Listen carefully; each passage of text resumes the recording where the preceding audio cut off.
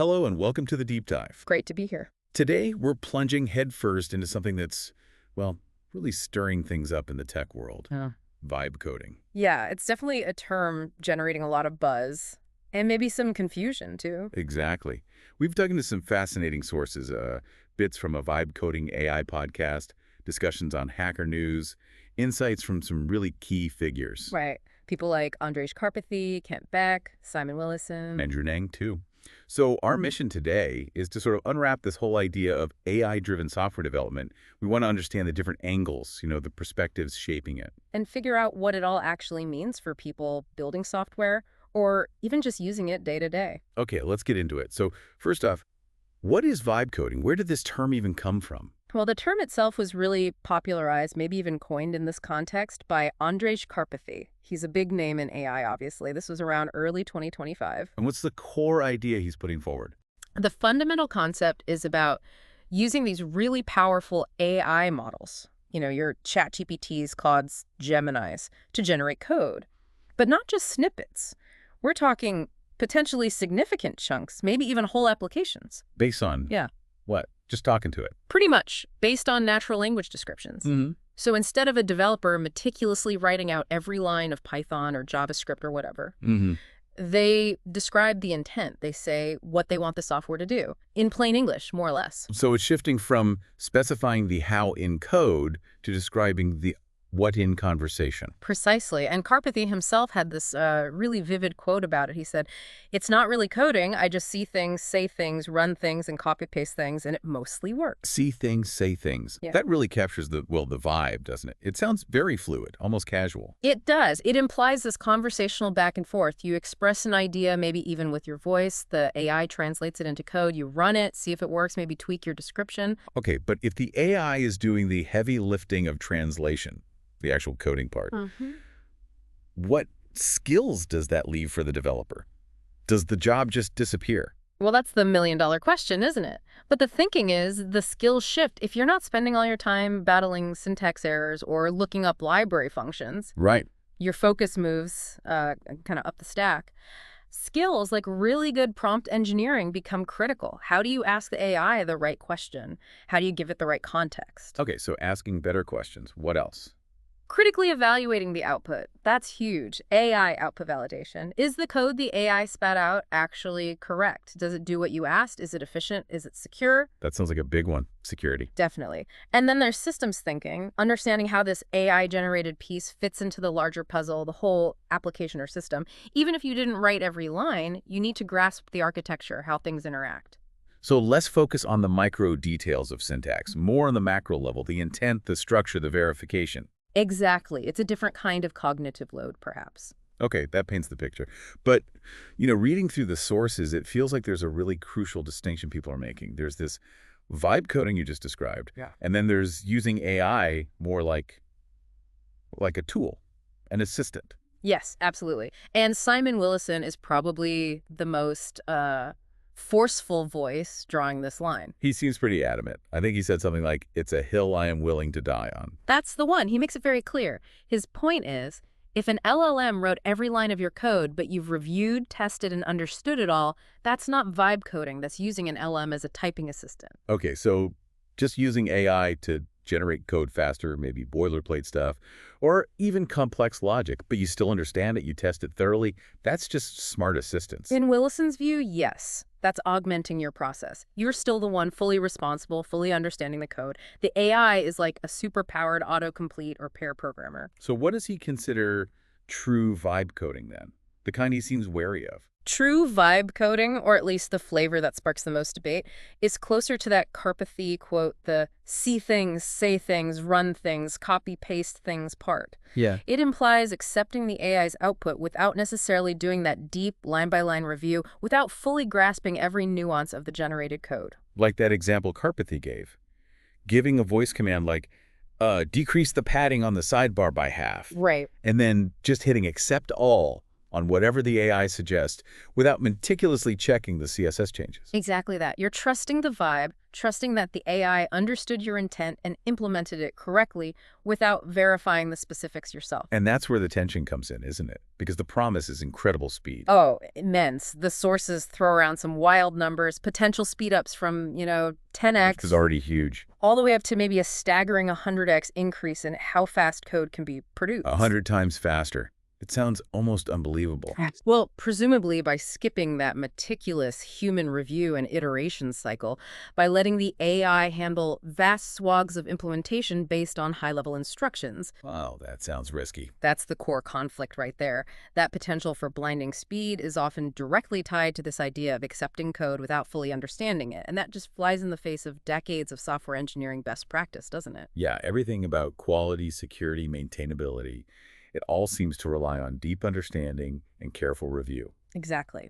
So the whole debate really boils down to how do we balance this incredible potential for speed and productivity against the absolute necessity of building software that is reliable, secure, and won't become an unmaintainable mess down the line? It feels like we really need to dive into what the key thinkers, the architects of this discussion, are actually saying. We've touched on Karpathy's vision. What else stands out from him? Karpathy is definitely the one pushing the envelope, the visionary. Beyond just the conversational interaction, he's betting big on natural language itself. He famously predicted the hottest new programming language is English. Wow. And he's not just talking theory. He mentions using tools that make this real, like Claude Composer or voice interfaces like Super Whisper. He even speculates about AI optimizing, like 99.9% of all web content eventually. So not just writing code, but becoming a core engine of digital creation. And he uses that analogy from psychology, right? System 1 and System 2 thinking. How does that apply here? Yeah, that's a really useful frame. He points out that current LLMs operate mostly like System 1. They're fast, intuitive, almost automatic. They generate the next word, the next token, based on patterns very quickly. Okay, like instinct or intuition? Kind of, whereas System 2 thinking is slow, deliberate, analytical, logical. It requires effort.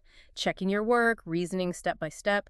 Current AIs are mostly System 1. They lack that deep, reflective System 2 capability. So where does the human fit in? The human developer provides the System 2. When you review the AI's code, when you test it, when you think about edge cases, when you consider the architecture, that's the human applying System 2 oversight to the AI's System 1 output. Ah, I see. So Karpathy's point is that if you lean too heavily into the vibe, if you just accept all without that critical review, you're basically running on the AI's System 1 alone. You're skipping the crucial System 2 check, and that's where the risks of bugs, security holes, and poor design creep in. Okay, that makes sense. So Karpathy's pushing the boundaries, maybe accepting more System 1 risk for speed. How does someone like Kent Beck approach this? He's known for things like stream programming, test-driven development, much more about rigor traditionally. Kent Beck offers a much more pragmatic perspective. He prefers the term augmented coding. The emphasis is on the AI augmenting the human developer, making them more capable but not replacing their judgment. So empowering the developer. Exactly. His framing is actually quite positive. AI means never having to say no to an idea. It lets you explore more possibilities, try things out faster. But there's a catch, right? I remember reading something about needing more care. Yes, that's the crucial Beck caveat. He says this augmented approach, especially when you're changing complex existing systems, actually requires greater care, not less. You have more power, more speed, so you need more discipline. And he had some really interesting analogies for the AI's current limitations. The seed corn problem, what was that about? Right, the seed corn analogy is great. Beck observes that current AIs seem to lack what he calls taste. They don't inherently value clean, well-structured, maintainable code. They just want to get the job done, functionally. Kind of. He gives an example. His AI Genie might happily add 20 lines to a function that's already way too big without even suggesting breaking it down. It assumes its planetary-sized brain can handle any complexity. But Beck argues the AI doesn't know this farming wisdom, the wisdom of saving some of your best grain, the seed corn, to plant next year, ensuring future harvests. It doesn't understand that sometimes you need to invest time now in refactoring and good design to make future changes easier. Because it doesn't have a payoff function for maintainability. Exactly. It has no payoff function for code that's easier to change. So it's fantastic at inhaling, adding new features quickly. but it struggles with exhaling, simplifying, refactoring, improving the structure. And the risk is you burn through your seed corn.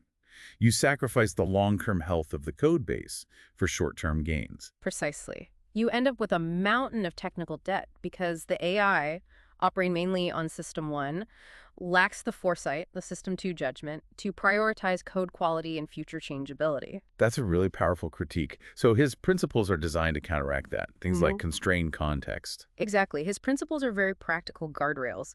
Constrained context: only show the AI the relevant bits of code. Don't let it get confused by the whole system. Preserve optionality. Don't let the AI's suggestions lock you into a bad design path. Balance expansion and contraction. Yeah, make sure you're actively refactoring and simplifying, exhaling, as you add features. Inhaling. Don't just let the complexity pile up.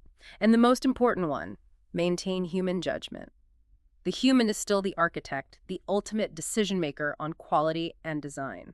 And he had an interesting take on the job displacement fear too, didn't he? Jevons paradox. Right. He suggested that if AI makes coding drastically cheaper and easier, it might not kill jobs, but actually increase the demand for software, leading to more work overall. It's a counterintuitive thought, but historically, making something cheaper often increases its consumption.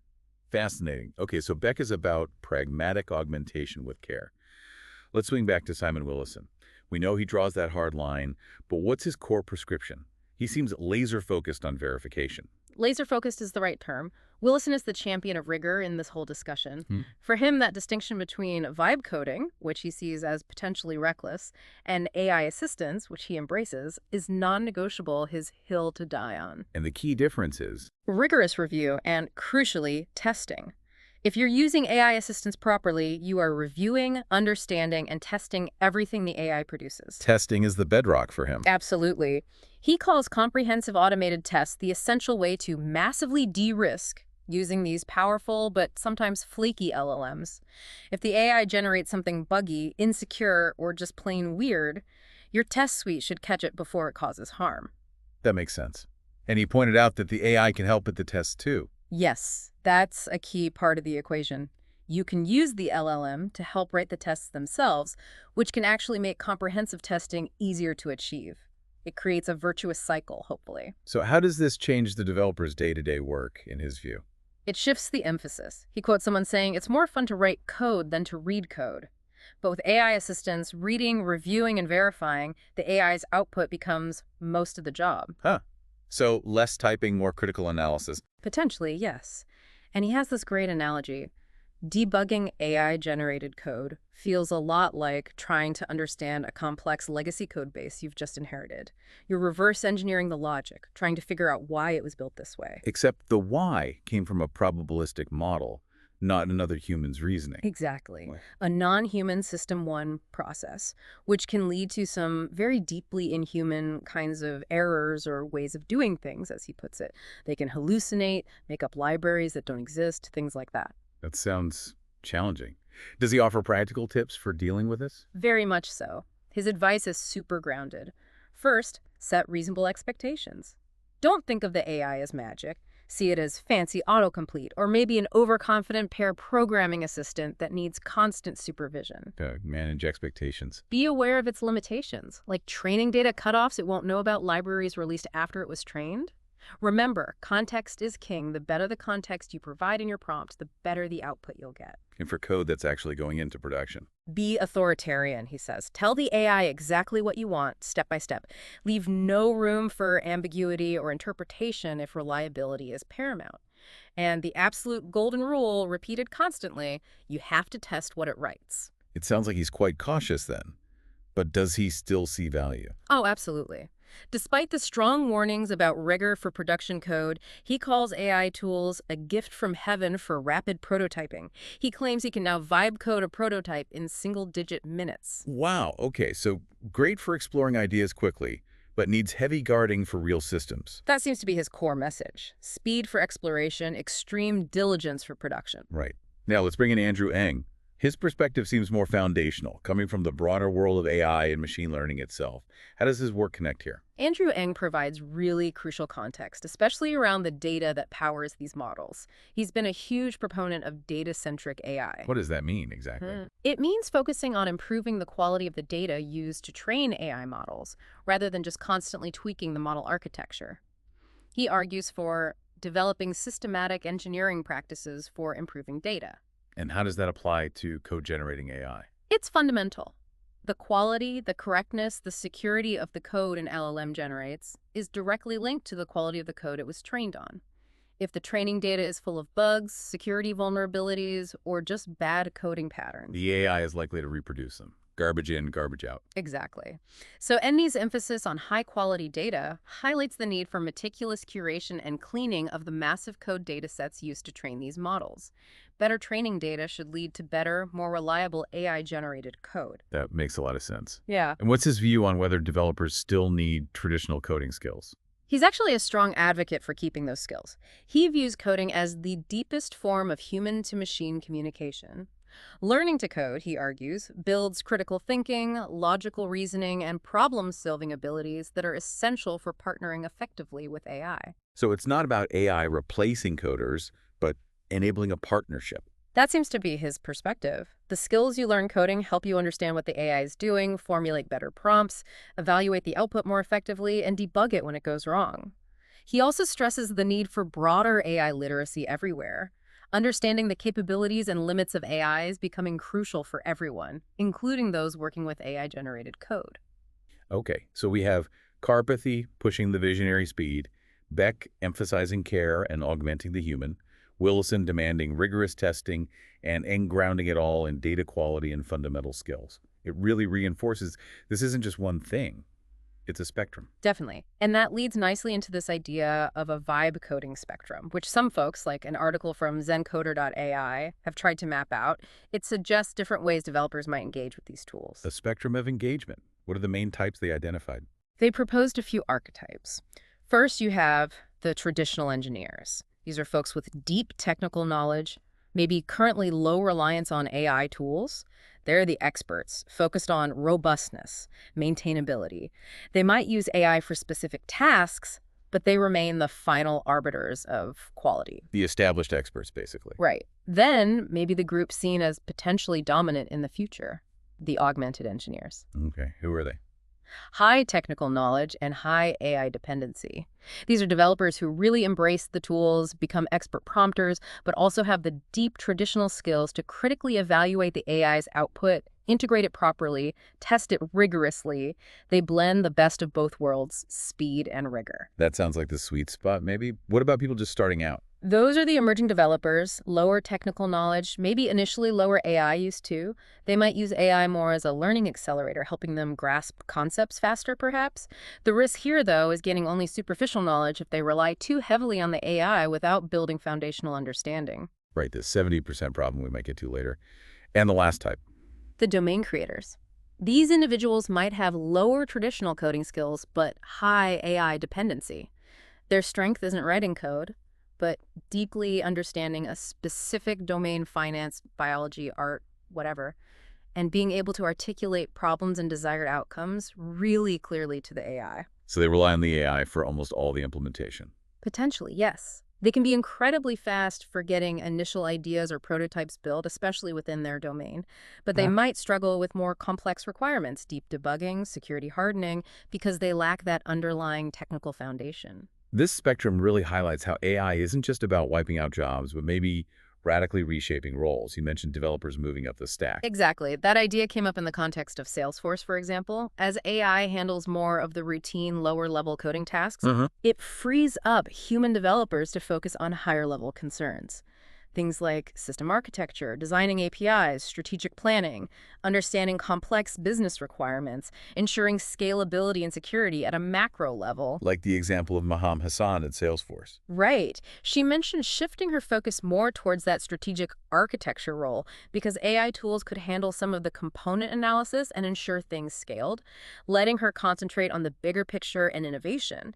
The analogy used was the developer becoming less like a bricklayer, meticulously precisely placing each brick. And more like the architect or the conductor. Yeah, supervising the process, orchestrating the different parts, ensuring the overall vision is realized correctly. That shift leads to a really interesting, maybe slightly scary, potential outcome. Experience inversion. What's that about? This is the potentially disruptive idea that traditional markers of seniority might get turned upside down. How so? You could have a situation where a less experienced developer, maybe younger, who is incredibly adept at using these AI tools, a brilliant prompt engineer, knows how to get the best out of the AI, Right. might actually be more productive or deliver certain kinds of results faster than a seasoned veteran developer who has decades of experience coding from scratch, but is resistant to adopting these new AI paradigms. Wow. So proficiency with the AI tool could trump years of traditional coding experience in some contexts. It's a possibility being discussed. It challenges what seniority means. It might not just be years on the job, but your ability to leverage these force multipliers effectively. That implies a need for, well, learning from each other, right? Absolutely. It suggests a need for bidirectional mentorship. Wow. Senior developers need to share their deep architectural knowledge, their System 2 judgment, their understanding of quality and pitfalls. But junior developers, who might be digital natives with AI, could teach the veterans how to effectively integrate and manage these powerful new tools. So the mythical 10x developer of the future might not be someone who types code 10 times faster, but someone who can amplify their impact tenfold through smart AI collaboration. That could very well be the new definition. And the rise of that domain creator archetype we mentioned is part of this too. AI lowering the barrier so people can build things by describing problems, not just by writing code. Okay, there's clearly a lot to unpack here, lots of potential shifts. Let's try to summarize the main benefits and downsides that keep coming up in the sources. What are the big upsides people are excited about?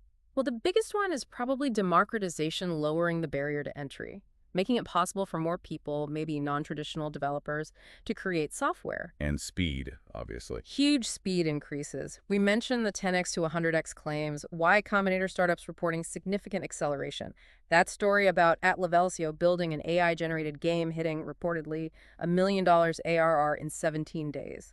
Whether fully accurate or not, it captures the aspiration. Right, and the rapid prototyping Willison liked. Definitely. Being able to explore ideas incredibly quickly, freeing up developer time from tedious tasks to focus more on creativity, innovation, complex problem solving. Some even talk about AI accelerating the learning process for new developers, helping them get up to speed faster. Any other potential benefits? Maybe the idea of ephemeral software quickly spinning up simple, single-purpose applications for short-term needs, things that wouldn't have been economical to build before, and then just discarding them. Okay, those are some really compelling advantages. Speed, access, creativity. But the sources are equally full of warnings, aren't they? What are the major downsides or risks? The number one concern, echoing Kent Beck's worries, is definitely code quality and long-term maintainability. The seed corn problem again. Exactly. Lots of discussion on places like Hacker News about AI-generated code often being messy, unmaintainable, lacking structure, hard to reason about. It might work initially, but becomes a nightmare later. This leads directly into the debugging complexity. Like dealing with legacy code, as Willison said. Yeah, trying to fix or modify code you don't fully understand that might have been generated through opaque processes can be incredibly difficult and time-consuming. It might be faster to generate initially, but slower to maintain or fix. And security seems like a flashing red light for many. A massive concern. AI is trained on vast amounts of public code, which inevitably includes vulnerable patterns, can easily replicate those flaws. We saw mentions of AI generating code with no authentication whatsoever, or having brutal potential for XSS, cross-site scripting. That sounds bad. It is. Yeah. Companies like SonarSource are building tools specifically for AI code assurance because they see a potential accountability crisis if this AI-generated code isn't rigorously checked for security holes before deployment. Beyond the code itself, what about the impact on developer skills? That's the worry about over-reliance and skill atrophy. If developers stop wrestling with the hard parts of coding, stop building things from first principles because the AI does it. Do their fundamental skills degrade over time? That's the fear. Annie Vella termed it the 70% problem. The AI might get you 70% of the way there easily, but that last 30%, the really tricky logic, the subtle performance tuning, the complex security considerations, still requires deep human expertise. If you lose that expertise because you only ever work on the first 70%. You're stuck when you hit a real wall. I saw a quote from Samantha Wiki on Hacker News expressing that exact fear. Yeah, worrying that they'd stop engaging in the difficult aspects and their hard-won skills would atrophy. It's a legitimate concern about de-skilling. And we haven't even mentioned the AI just being wrong sometimes. Hallucinations. Right. Willison called them deeply inhuman. AIs can confidently make things up, invent functions, misunderstand APIs, generate code that looks plausible but is subtly, fundamentally flawed in ways that can be very hard to spot during review. Okay, what else? Integration. Cost. Integrating AI-generated code smoothly into large, existing, complex systems can be a challenge. It's not always seamless. And yes, the cost of accessing the top-tier AI models and specialized tools isn't trivial, especially at scale. It feels like all these downsides create a kind of paradox, a trust paradox. That's a good way to put it. To get the massive speed benefits promised by the more extreme vibe coding idea, you need to trust the AI's output significantly. Right. You need to hit accept all. But all the evidence about hallucinations, security flaws, lack of taste, the 70% problem, it shows that current AIs are demonstrably untrustworthy without careful verification. So you can't really trust it enough to get the full speed benefit. Exactly. The lack of trust forces you back towards meticulous human review and rigorous automated testing, which is good practice. Yeah. But it inherently slows down the process, potentially eating into those massive 10x or 100x speed gains. And that review process itself is cognitively taxing for the human. So the future efficiency really hinges on either the AIs getting much more reliable and trustworthy, or humans getting much, much better and faster at validating the AI's output, perhaps with better automated tools. It's a catch-22 right now. This naturally leads into the ethical dimension, which we should touch on briefly. What are the key ethical considerations here? Several come up. There's the accountability gap. If AI generates flawed or harmful code, who is responsible? The developer who prompted it, the company that built the AI, the company that deployed the software. It's murky. That's a big one. What else? Bias is always a concern with AI. If the training data contains biases, for example, security flaws common in certain languages, or even societal biases reflected in comments or code structure, the AI might perpetuate or even amplify them. And the impact on jobs, obviously. Job transformation, yes. While maybe not mass unemployment, the nature of developer jobs is clearly shifting, requiring new skills and potentially displacing those who don't adapt. Data privacy too, right? If you're feeding your proprietary code into a third-party AI. Big issue. Sending potentially sensitive internal code to an external AI service raises major privacy and security questions. And related to that is intellectual property ownership. Who owns the code generated by the AI? The user. The AI provider. It's complex legal territory. One interesting positive ethical angle, though, seems to be using AI to learn better. Yes, that's a meta skill. Using AI not just to generate code, but to understand concepts better, learn new programming languages faster, or even explore different design patterns. It can be a powerful educational tool if used deliberately for learning. Okay, so given all these complexities, benefits, risks, ethical questions, let's pivot to practical advice. For developers trying to navigate this now, what are the best practices emerging from the sources? It really boils down to a few key areas. First, prompting effectively. This is becoming a core skill. Not just asking a simple question. No, it's more strategic. It means thinking about the project structure first, then crafting prompts that are clear, specific, and rich with relevant context. Use examples in your prompt to show the AI the style or pattern you want. Break down big problems. Definitely. Decompose complex tasks into smaller, more manageable steps for the AI. Iterate. Don't expect the perfect answer on the first try. Refine your prompts based on what the AI gives you. And remember Willison's advice for production code. Be authoritarian. Be explicit. Leave no room for guessing. It's a conversation, a guidance process. Exactly. You're not just taking dictation. You're actively guiding and correcting the AI. Think of it as being an AI shepherd, or maybe a symphony attender, coordinating an AI orchestra section. Okay, so prompting is key. What's next? We've hit this hard already, but... Review and testing. It cannot be stressed enough. It's non-negotiable. Human review is critical of MIFE. Willison says it's most of the job. You are the auditor. And automated tests. Mandatory. Rigorous, comprehensive automated testing is your safety net. You have to test what it writes. Tools are emerging to help with this, like SonarSource's AI Code Assurance, specifically designed to find issues in AI-generated code. but the responsibility still lies with the development team to ensure testing is adequate. And what about the human element? The developer's own skills and mindset? Crucial. Don't neglect your foundational computer science knowledge. Remember, the 70% problem, you need those core skills. For the hard parts the AI can't handle well, you provide the essential system to oversight. Keep learning the fundamentals. Yes. And adopt the right mindset. Pete Hodson had a great analogy. Treat the AI like an artificial team member, one that's maybe senior level in pure implementation speed, but junior level in design sense, has zero context about your specific code base unless you provide it, and is pathologically eager to please, meaning it might agree to bad ideas. So you need to manage it like a team member. Provide context, guidance, correction. Exactly. You need to iterate with it, sometimes even debug the AI's understanding when its output shows it misunderstood your intent. It requires patience and active management. And finally, there's the tooling itself. It seems like there's a whole ecosystem popping up. It's evolving incredibly rapidly. You've got the big general models, Claude, ChatGPT, Gemini, and their various versions. You have specialized coding environments like Cursor that integrate AI deeply. Voice tools. IDE plugins. Voice interfaces like Super Whisper are emerging. IDE integrations like GitHub Copilot are already widespread. More experimental agent-like tools such as Windsurf or Aider are trying to automate more complex workflows. And tools for safe execution. Yeah, things like the code interpreter mode in ChatGPT or artifacts in Claude, which run code in a sandboxed environment. Simon Willison champions these and his own command line tool for safely experimenting with and verifying AI-generated code. So a lot of tools to choose from and likely many more to come. No doubt. It's a very dynamic space. Okay, let's try to bring this all together then.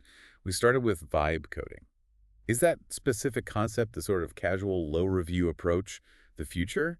Or is the reality something different? Based on everything we've discussed, particularly the insights from people like Beck and Willison, it seems pretty clear that true vibe coding, in the sense of accepting AI code with minimal understanding or verification, is probably too risky for most serious production software development, at least with today's AI capabilities. The quality, security, and maintainability risks are just too high. They seem to be, yes. What does look like the future, though, is AI-augmented software development.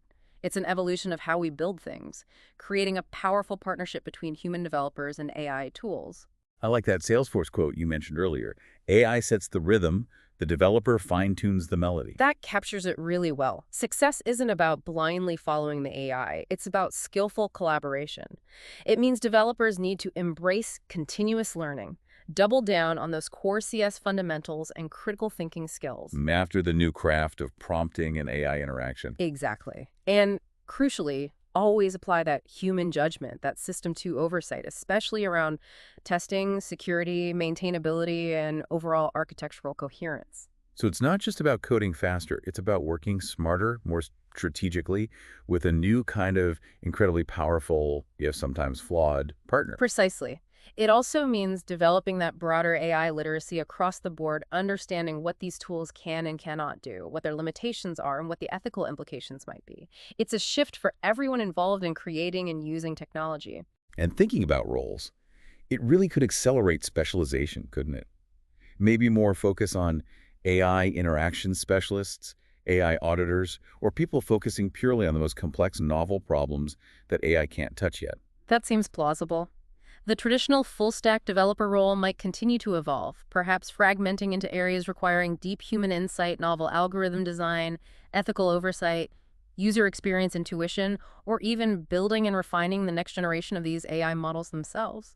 It's about finding the areas where human intelligence provides unique value alongside the AI's capabilities. It's really about finding that effective, responsible collaboration. Yes, smart collaboration, not blind delegation. Okay, that brings us towards the end of our deep dive. A lot to think about there. So here's a final thought for you to consider. As AI takes over more and more of the implementation, the how of coding, will the developers who truly lead and shape the future be defined less by their raw ability to write lines of code from scratch, and more by their ability to clearly, precisely, and perhaps even creatively articulate the what's and the why? Will they effectively become master architects of intent, guiding AI systems to build the future? Something to mull over. A provocative thought indeed. Where does the core value creation lie in this new paradigm? Exactly. Well, that's all the time we have for this deep dive. Thanks for joining us. Thank you. It was a great discussion.